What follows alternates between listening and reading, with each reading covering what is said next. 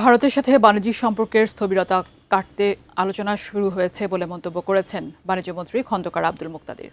সোমবার সচিবালয়ে ভারতীয় হাইকমিশনের সাথে বৈঠক শেষে তিনি এসব কথা বলেন। এ সময় হাইকমিশনার প্রণয় কুমার ভার্মা বলেন, দুই দেশের বাণিজ্য আরও সম্প্রসারণে নতুন সরকারের সাথে যৌথভাবে কাজ করবে ভারত। গণ-অভ্যুত্থানের মুখে ক্ষমতাচ্যুত প্রধানমন্ত্রী শেখ হাসিনা ভারতে আশ্রয় নেওয়ার পর থেকে বাংলাদেশ ভারতের সম্পর্ক শীতল হতে থাকে, যার ব্যাপক প্রভাব পড়েছে বাণিজ্য সহ দ্বিপাক্ষিক নানা ইস্যুতে। গত বছর তৃতীয় দেশে পণ্য রফতানির জন্য ভারতের বন্দর ব্যবহারের সুবিধা হারায় বাংলাদেশ। বাংলাদেশের কিছু পণ্য ভারতের রফতানিতে বিধিনিষেধ দেয় দেশটি, ভিসা দেওয়ার ক্ষেত্রেও আসে কড়াকড়ি। নতুন সরকার দায়িত্ব নেওয়ার পর সোমবার মন্ত্রণালয়ে বাণিজ্যমন্ত্রীর সাথে সাক্ষাৎ করেন ভারতীয় হাইকমিশনার। ভারত বাংলাদেশের মধ্যে গভীর বাণিজ্যিক সম্পর্ক রয়েছে। আমরা সৌহার্দ্যপূর্ণ ও সম্মিলিতভাবে সবকিছুকে এগিয়ে নিতে চাই। পরে বাণিজ্যমন্ত্রী বলেন, ভারতের সাথে বাণিজ্যিক সম্পর্কের স্থবিরতা কাটানো সহ স্থলবন্দর দিয়ে পণ্য আমদানি রপ্তানি শুরু, বর্ডার হাট চালু ও ট্রান্সশিপমেন্টের বিষয়ে আলোচনায় অগ্রগতি হয়েছে।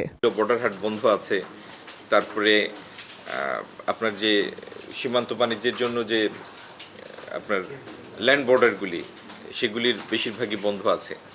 তো এটি তো একটা পর্যায়ে কোনো একটা ঘটনার বা বিভিন্ন ঘটনার পরিপ্রেক্ষিতে দুই দিক থেকেই হয়েছে। আগামী দিনে বাণিজ্যিক সম্পর্কের প্রসারের রাস্তা উন্মুক্ত হলে সেগুলিরও সমাধান হবে। সম্প্রতি মধ্যপ্রাচ্যে অস্থিরতার প্রভাব দেশের বাজার, বিশেষ করে জ্বালানি খাতে কতটা প্রভাব ফেলবে জানতে চাওয়া হয় বাণিজ্যমন্ত্রীর কাছে। হরমুজ প্রণালী বন্ধই হয়ে যায় লম্বা সময়ের জন্য।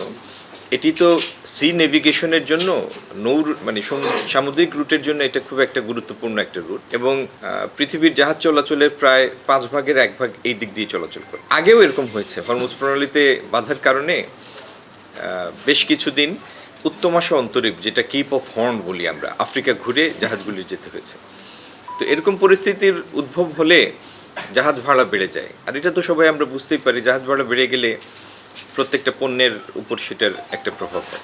বাণিজ্যমন্ত্রী দাবি করেন, হরমুজ প্রণালী দীর্ঘদিন বন্ধ না থাকলে সংকট হবে না। আজকের দিনে এই মুহূর্তে এত আশঙ্কার মধ্যে আমি যাব না, কারণ যদি দেখা যায় যে আগামী 2-1 দিন বা 2-4 দিনের মধ্যে জিনিসটার একটা সমাপ্তি ঘটে, তাহলে তো স্বাভাবিকতায় আবার আমরা ফেরত আসবো। Nazia Afrin, ATN news, Dhaka.